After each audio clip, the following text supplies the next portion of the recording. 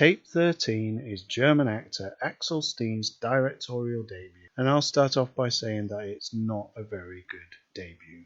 The story begins in the same way as many other found footage movies. There's a log of a call to the police from a very distressed girl, and we are then informed that as many as 100,000 people are reported missing every year in Germany. Most of them return home, but the rest are either found dead or not at all.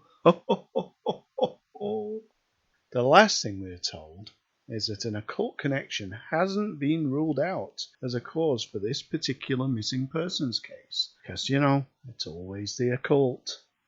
So this tape was found at the crime scene. They probably should have just left it there. I'll start by saying that I am a fan of the found footage genre. When it's done well, it can be a very effective and terrifying medium. But Tape 13 is neither effective or terrifying. It's basically just a rip-off of better movies such as Blair Witch Project. It's a small cast and the acting is passable. They were all speaking English as a second language, so I won't criticise them for that. But the accents were thick at times, although I didn't have any problems understanding the dialogue. Our main characters are Giraud and Anne. Giraud was unintentionally hilarious. He can't drive. Honey, what are you doing? Wowzer! Fuck! If you keep doing this, you're going to totally fuck up the car. What the? He can't light a fire. What's he doing? He can't get a morning blowjob on film.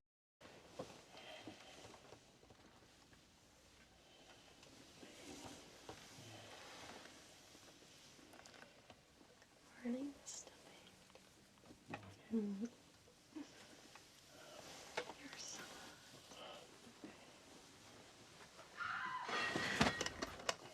What's going on? He can't keep up with the group on a country walk. Wayne, where are we going anyway? And he can't find a shortcut in the woods. I mean, to be fair on the last point, he didn't really know the woods, but he did shout, Let's take the shortcut through the woods. Yeah, okay, let's go. Where? I don't know, over there. I quite liked Anne. She was a sensible character, but she did get increasingly annoying as the film progressed. So the story starts with Giraud ruining a car and leaving himself and Anne stranded at the side of the road. They decide to hitch a ride to anywhere, and a couple, Vincent and Franzi, pick them up and invite them to a cabin for the weekend, because why not? Why not? We meet the rest of the forgettable few at the cabin. They are Tom and Doreen, who I kept mistaking for Anne. The extremely annoying Vincent, who inexplicably mugged for the camera like a bad silent movie star, really grated on me. I didn't like him at all. Anyway, he tells a campfire story which crowbars a scary history for the cabin into the plot.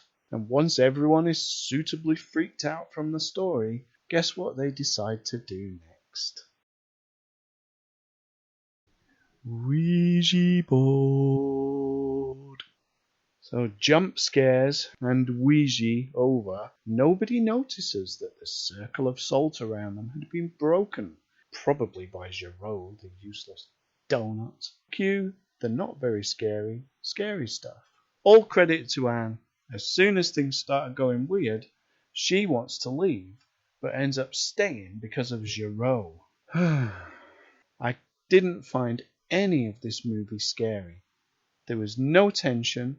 There was no real reason for me to care about any of the characters. There was nothing.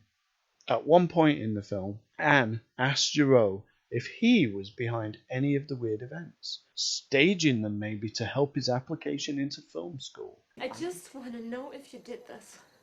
Really? Really? Anne! Anne! No! No!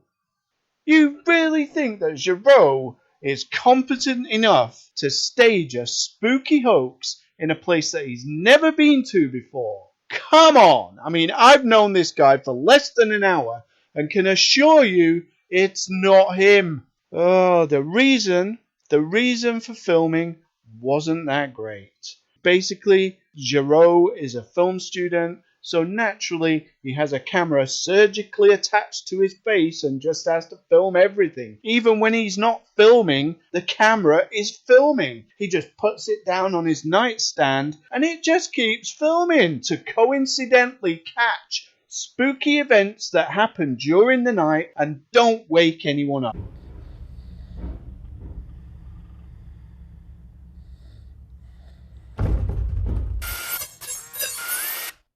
Giraud, please, where do you buy your batteries from? Because I want some of those never-ending batteries. And while we're on the subject of cameras in found footage, am I the only one getting sick of the camera glitch right before we see something spooky? I mean, it's like, they're just saying, okay, wait for it.